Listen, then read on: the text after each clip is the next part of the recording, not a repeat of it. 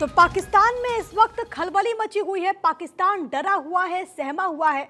इस वक्त हमारे साथ दो खास मेहमान मौजूद हैं, परिचय करवा दूं। इस वक्त हमारे साथ मौजूद हैं major general Dhruv Katoch, retired defence expert के तौर पर। इसके अलावा major Mohan Kumar, retired defence expert के तौर पर हमारे साथ मौजूद हैं। आप दोनों का मैं स्वागत करती हूँ। और सबसे पहले ध्रुव सर, आप ही के पास आते हुए 22 अप्रैल के बाद से एक संदेश तो पूरी तरीके से क्लियर है कि पाकिस्तान को भारत बख्शेगा नहीं, और यही कारण है पाकिस्तान में इस वक्त घबराहट देखने को मिल रही है। तस्वीरें बता रही है कि पाकिस्तान की जो सेना है वो थर-थर कांप रही है। धन्यवाद प्रिया, बिल्कुल सही कहा आपने। ये जो 22 अप्रैल का जो हमला हुआ था, ये टेररिस्ट अटैक जो किया है, ये किसी भी हालत से भारत इसको माफ नहीं कर सकता है। ये मैंने तो ये इस विषय के ऊपर काफी लिखा हुआ भी है। और मेरा कहना है ये जो मुंबई का हमला हुआ, ये उससे भी ज्यादा खतरनाक था और उससे ज्यादा भी भयानक, क्योंकि पहली बार यहाँ पर एक तरफ से रिलीजियस प्रोफाइलिंग की गई और ये भारत की आत्मा के ऊपर उन्होंने ठेस और चोट पहुंचाने की कोशिश की, और इसका जवाब तो जरूर मिलेगा। तो मुझे लगता है कि आगे वाले दिनों में कार्रवाइयाँ चलती रहेंगी, टेंशन बढ़ता रहेगा, लेकिन जब भारत ने एक्शन लेना है वो हमारे पॉलिटिकल लीडरशिप और मिलिट्री अथॉरिटीज उनके टाइम प्लान के ऊपर होगा। ये पब्लिक के टाइम प्लान पे नहीं होगा या किसी और टाइम प्लान पर नहीं होगा। जिस प्रकार से भारतीय सेना कहेगी और आगे बढ़ना चाहेगी, वो पॉलिटिकल आदेश मिलेगा और तब जाके ये एक्शन होगा। हो सकता है इसमें कुछ दिन लगे, हो सकता है कुछ हफ्ते लगे, हो सकता है 1 या 2 महीने गुजर जाएं, लेकिन एक्शन होगा जरूर। इसीलिए पूरी पाकिस्तान की पब्लिक जो है वो इस समय पर टेंशन पे है। बिल्कुल, ये आपने बड़ी बात कही सर कि एक्शन लिया जाएगा और भारत अपने अकॉर्डिंग अपने वक्त पर एक्शन लेगा, और पूरे देश को उम्मीद है। मोहन सर, मैं आपके पास लौट रही हूँ, हम आगे आपसे चर्चा करेंगे। लेकिन इस वक्त हमारे साथ हमारी पॉलिटिकल एडिटर अदिति नागर भी मौजूद है। और अदिति, अगर आपके भी जहन में कोई सवाल हो तो आप जरूर दो मेहमानों से पूछेगा, लेकिन बहुत इंपॉर्टेंट हो जाता है जब से घटना घटी, क्योंकि आप खुद ग्राउंड जीरो पर मौजूद हैं। 22 अप्रैल से लेकर के आज 28 अप्रैल तक घाटी में आपने क्या कुछ देखा है, आपकी आंखों देखी? अदिति। बिल्कुल, देखिए 22 तारीख की शाम से लेकर अब तक दो अलग अलग जो जैसे अगर नज़रिया आप पूछ रही हैं, अगर हम सेना या सरकार के नज़रिए से देखें तो जाहिर तौर पे सबके जहन में एक ही बात है कि मत छोड़िए, और उसको लेकर सर्च ऑपरेशन जिस लिहाज से चल रहे हैं, चाहे फिर वो साउथ कश्मीर का जिक्र कर ले, चाहे वो नॉर्थ कश्मीर का भी। और अब वो जो 14 नाम निकल कर आए थे उसमें से 9 नाम जिनके घर तबाही किए हैं, जिसका रिएक्शन कुछ भी हो सकता है, अलग अलग यहाँ पर रिएक्शंस निकल कर आ रहे हैं, लेकिन ये मैसेज कहीं ना कहीं जा चुका है कि चाहे फिर वो डिप्लोमेटिक लिहाज से था, जैसे पानी की बात हुई, वीज़ा की बात हुई, चाहे सर्च ऑपरेशन के लिहाज से, ये माना जा रहा है, इसकी अभी तक कोई पुष्टि किसी अधिकारी ने नहीं कही है, लेकिन माना जा रहा है कि सर्च ऑपरेशन के दौरान वो ऐसा मौका आया था कि वो जो आतंकवादी थे वो दिखे और यहाँ तक कि फायर भी एक्सचेंज हुई, लेकिन डेंस जंगल होने के चलते और उनके पास सैटेलाइट फोन होने के चलते वो हाथ से फिसल गए, और लगातार सर्च ऑपरेशन चल रहा है और चौतरफा चल रहा है। तो एक तो ये है कि आर्मी, और क्योंकि मैं कल उरी के बॉर्डर तक भी पहुंची थी जी, जिस तरीके से वहां पे कॉन्वॉयज आना जाना, जो हैवी डिप्लॉयमेंट चल रही है सिक्योरिटी के लिहाज से, क्योंकि वहां के लोकल लोगों से बात की तो उन्होंने कहा कि 72 घंटों में चीजें बदली हैं।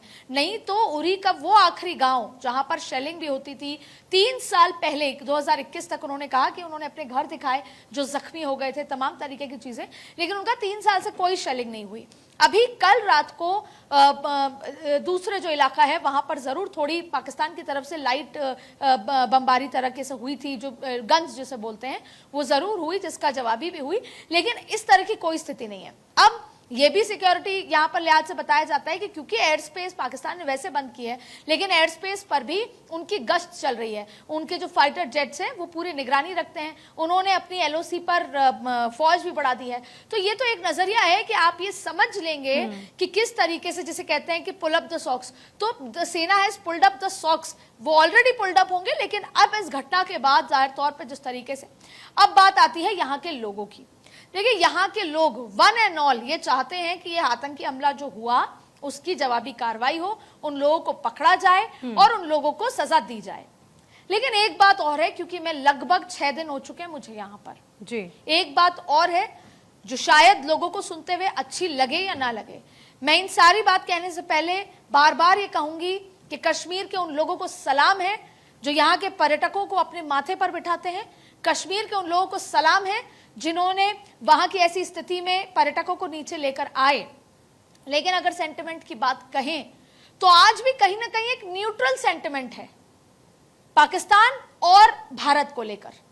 और कहीं ना कहीं आपको ये दिख जाएगा जिस तरीके से आतंकवादी जो घर थे, जो मिलिटेंट्स के घर थे, जब वो ढहाने शुरू हुए तो वो जो फीलिंग थी उनकी वो बदलने लगी, या यूं कहें कि जो अंदर चली गई है टूरिज्म के लिहाज पे, या फिर जो उनकी आमदनी है रोजमर्रा का जो उनके कमाई है, उस वजह से वो चुप थे।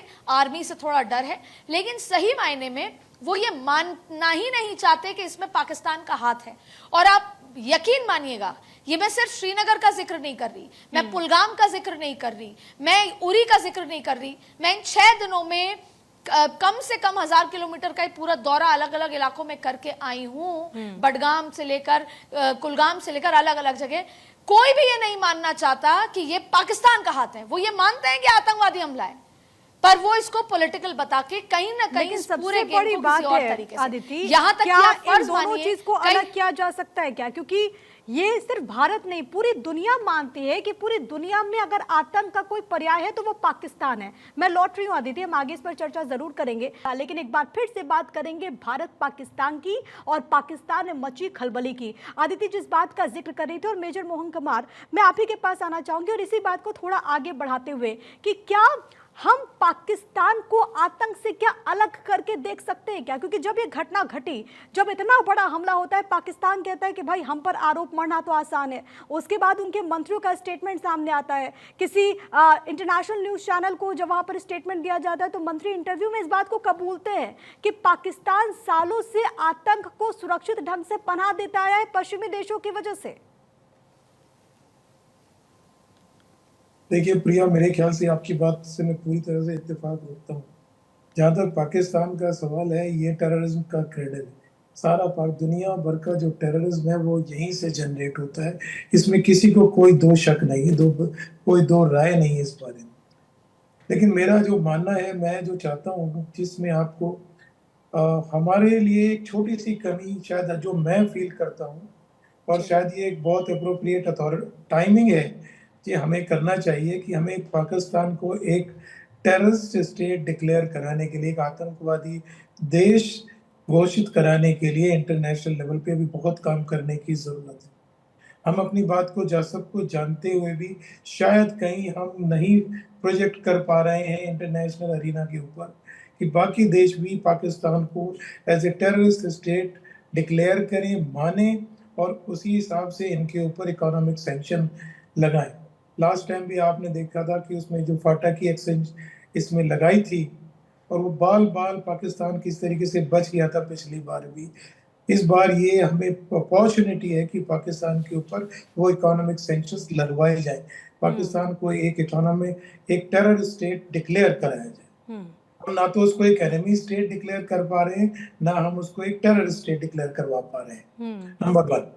दूसरी बात है, पाकिस्तान ने अपना पल्ला झाड़ लिया है कि वो इस फेवर में है कि वो एक इंडिपेंडेंट इंक्वायरी चाहता है इस पूरे उसके लिए। और इसको लेकर यूएस ने भी बोला है कि वो एक क्लोज विजिल जाओ दोनों हिंदुस्तान और पाकिस्तान के ऊपर, दोनों को एक बड़े ध्यान से इनके ऊपर क्लोज विजिल करके देख रहा है, जिसको इन्होंने क्लोज विजिल करके वर्ड यूज किया है। और तीसरा लेवल है हमारा सामाजिक लेवल, जो कि हम नेशनल लेवल पे कर रहे हैं। मिलिट्री सॉल्यूशन के लिए ऑलरेडी जनरल साहब ने बहुत अच्छा बोल दिया है, और मैं उस पर ज्यादा बोल भी नहीं पाऊंगा, बिकॉज मिलिट्री स्ट्रेटेजी प्रिया अपने आप में एक सीक्रेट है, और वो स्ट्रेटेजिक होने की वजह से वो अपने आप अपने टाइमिंग और अपना कौन सी जगह पे किस टाइमिंग पे क्या करना है, वो बेस्ट जज है, वो ही डिसाइड करेंगे। लेकिन आपके चैनल के माध्यम से जो बहुत ही अच्छी बात मुझे वो लग रही है कि हिंदुस्तान में जो डिवाइड हम सोच रहे थे, जो पाकिस्तान का एक मंसूबा था कि हिंदू मुस्लिम को डिवाइड करके इस तरह का एक माहौल पैदा किया जाए ताकि कश्मीर वापस अमन चैन की तरफ ना जा सके, ये मंसूबा उनका पूरी तरीके से कश्मीरियों ने ही फेल कर दिया। बिल्कुल। कितनी खुशी की बात है कि आज हमारे कश्मीरी इस काम के लिए खड़े कि वो इस आतंकवाद का विरोध कर रहे हैं। और सर वहां से तस्वीरें भी सामने आ रही थी, बड़े पैमाने बिल्कुल पर वहां पर सेना ऑपरेशन भरोसा चला रही है और इसके तहत विदेशों से, इवन भारत के अलग अलग हिस्सों से जब टूरिस्ट वहां पर पहुंच रहे हैं उनका स्वागत भी हो रहा है और वो पूरी तरीके से खुश भी हैं। तो भले ही ये कोशिश हुई हो कि इसको कहीं ना कहीं खराब करने की कोशिश हो, वहां पर जिंदगी कैसे ट्रैक पर आई, पीएम भी मन की बात में जिक्र करते हैं, लेकिन अभी तक इस पूरे स्थिति में हम देखें उस पर कोई असर नहीं पड़ा है। मैं लौटूंगी और इस पर मुझे लगता है अदिति से भी रिएक्शन लेना चाहिए, लेकिन अदिति बस एक मिनट संजीव जी को चर्चा में जोड़ लेते हैं। संजीव जी, इंटरनेशनली मैं आपसे ये समझना चाहूंगी, क्योंकि जब ये घटना घटी पूरी दुनिया ने एक सुर में इसकी निंदा की, पूरी दुनिया ने कहा कि हम भारत के सपोर्ट में हैं, चीन ने भी कहा, लेकिन उसके बाद पाकिस्तान ने एक इमेज रिबिल्डिंग करने की कोशिश की। पाकिस्तान ने कहा कि हम चाहते हैं कि जांच हो और हम भी सपोर्ट करेंगे इस घटना को लेकर के। वो कहता है कि अगर कोई तीसरा देश इंटरफेयर करे तो हम सपोर्ट करेंगे। इधर चीन की तरफ से भी कहा गया कि पाकिस्तान की मांग वाजिब है। लेकिन इंटरनेशनली आप इस पूरे मुद्दे को लेकर के क्या सिचुएशन आप देख पा रहे हैं एज अ फॉरेन एक्सपर्ट? देखिए प्रिया जी, पाकिस्तान पूरी तरीके से आइसोलेटेड है और पाकिस्तान के द्वारा ये जो कायराना हरकत की गई है वो एक ऐसे समय पर की गई कि जब पूरे इंटरनेशनल कम्युनिटी की जो वॉच है वो भारत पे थी। जब ये हमला पहलगाम में हुआ उस समय यूनाइटेड स्टेट्स ऑफ अमेरिका के vice president JD Vance Bharat में थे। भारत के प्रधानमंत्री श्री नरेंद्र मोदी सऊदी अरेबिया की यात्रा पर थे और जाहिर है कि एक बड़ा अंतर्राष्ट्रीय घटनाक्रम भारत में शेप ले रहा था। और ऐसे समय पर इस तरीके की कायराना हरकत करना, नृशंस हत्याएं करना, निर्दोष मासूम लोगों को टारगेट करना, जाहिर है कि पाकिस्तान ने ऐसा करके एक बार फिर से अपने आतंक के चरित्र को बेनकाब किया है। और इसी वजह से आप देखिए तो चाइना जैसे राष्ट्र को भी इसकी निंदा करनी पड़ी। चाइना का जो इनिशियल रिएक्शन आपने देखा होगा कि उसमें चाइना ने भी इसके बारे में अपनी निंदा व्यक्त की थी और साथ ही साथ जी संजीव सर, यहाँ पर शायद कोई इशू है, मैं दोबारा से आऊँगी, आपकी आवाज़ नहीं आ रही, शायद यहाँ पर कोई इशू है। आपने म्यूट कर रखा है सर, प्लीज़ अनम्यूट कर लीजिए, अनम्यूट कर लीजिए संजीव सर।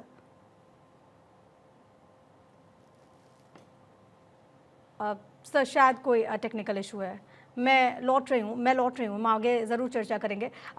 लेकिन ध्रुव सर आपके पास आते हुए और इसी सवाल के साथ, पाकिस्तान के मंत्री, उनका जो स्टेटमेंट सामने आ रहा है अलग अलग चैनल्स पे, वो वहाँ के मीडिया में चाहे जो भी अनाप शनाप जो भी स्टेटमेंट दे, लेकिन तो डर तो इस बात से नजर आता है कि सेना प्रमुख ने अपने परिवार को विदेश भेज दिया।